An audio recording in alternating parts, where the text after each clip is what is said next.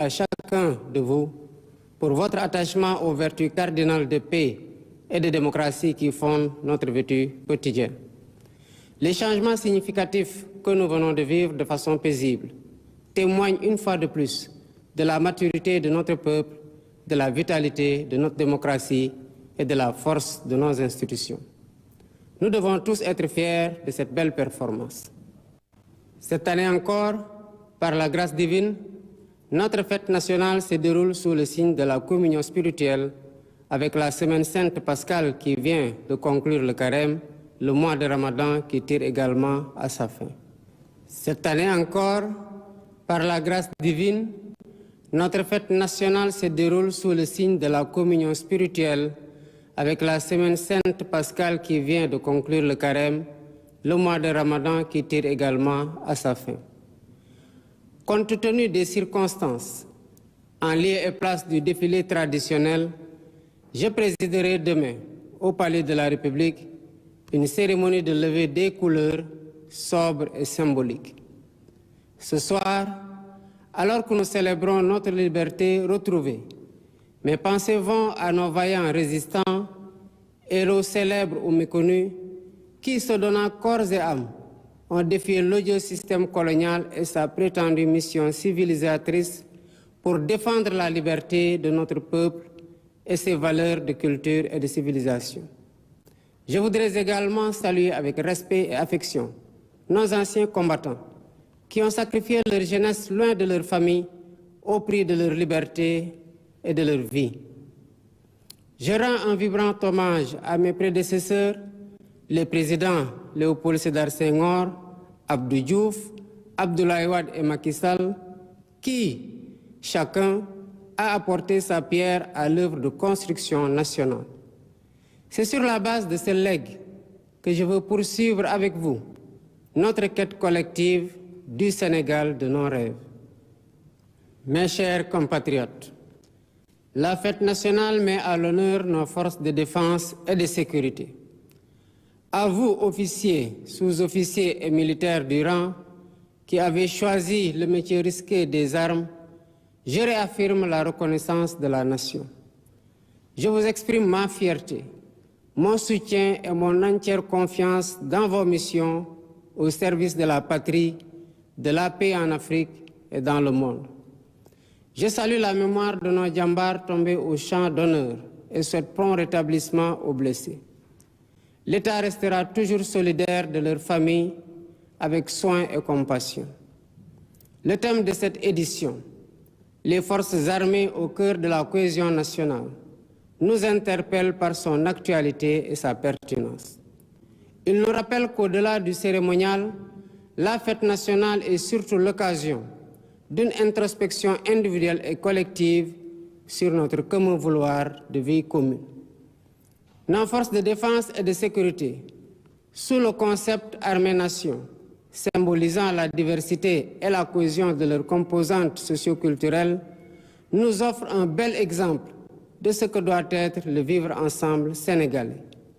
En tant que chef suprême des armées et garant de l'unité nationale, je suis déterminé à préserver notre vivre ensemble, hérité de nos ancêtres, parce que nous n'avons qu'une seule patrie, le Sénégal, notre abri commun, que nous aimons tous, qui ne commence pas par nous et ne finit pas avec nous.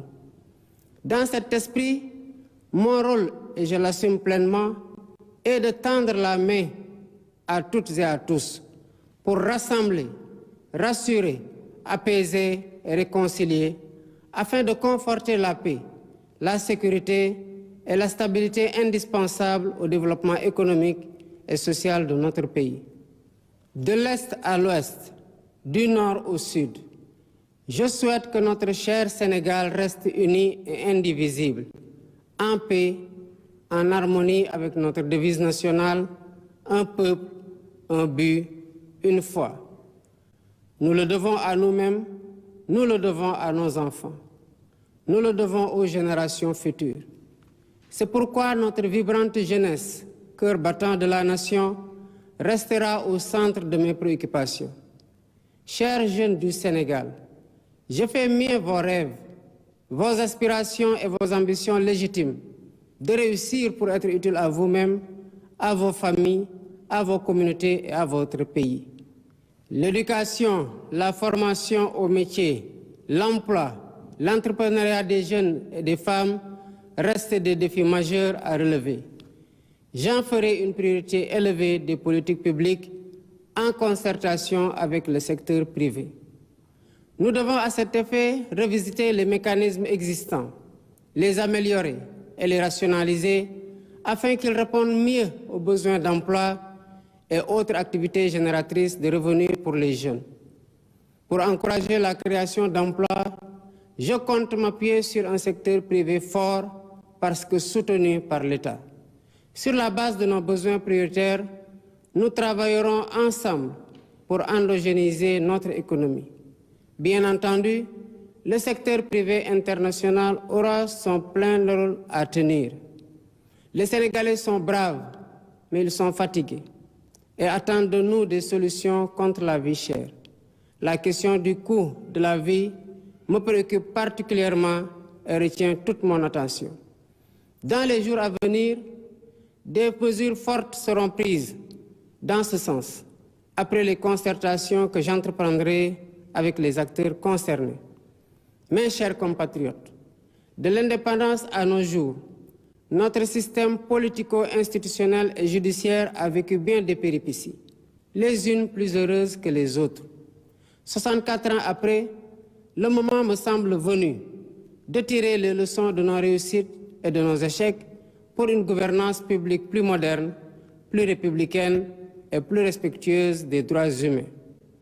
C'est pourquoi, après avoir démissionné de mon poste de secrétaire général de PASTEF Les Patriotes, pour ainsi me mettre au-dessus de la mêlée, je convoquerai de larges concertations avec la classe politique et la société civile sur la réforme du système électoral notamment, le remplacement de la Sénat par une commission électorale nationale indépendante avec un renforcement de ses moyens de fonctionnement et de ses prérogatives, la rationalisation du nombre de partis politiques ainsi que leur financement, l'inscription sur le fichier électoral concomitamment à la délivrance de la pièce nationale d'identité.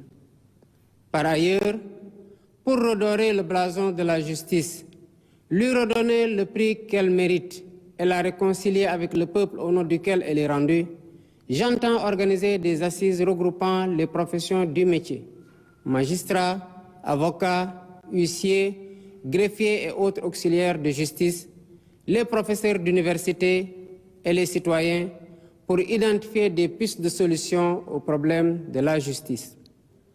Dans la quête d'un Sénégal meilleur au bénéfice de tous, j'entends instaurer une gouvernance vertueuse fondée sur l'éthique de responsabilité et l'obligation de rendre compte. En outre, j'engagerai sans tarder une politique hardie de bonne gouvernance économique et financière par la lutte sans répit contre la corruption, la répression pénale de la fraude fiscale et des flux financiers illicites, la protection des lanceurs d'alerte, la lutte contre le détournement des deniers publics et le blanchiment d'argent, l'amnistie des prête-noms et leur intéressement sous condition d'autodénonciation, la publication des rapports de l'IGE, de la Cour des comptes et de l'OFNAC.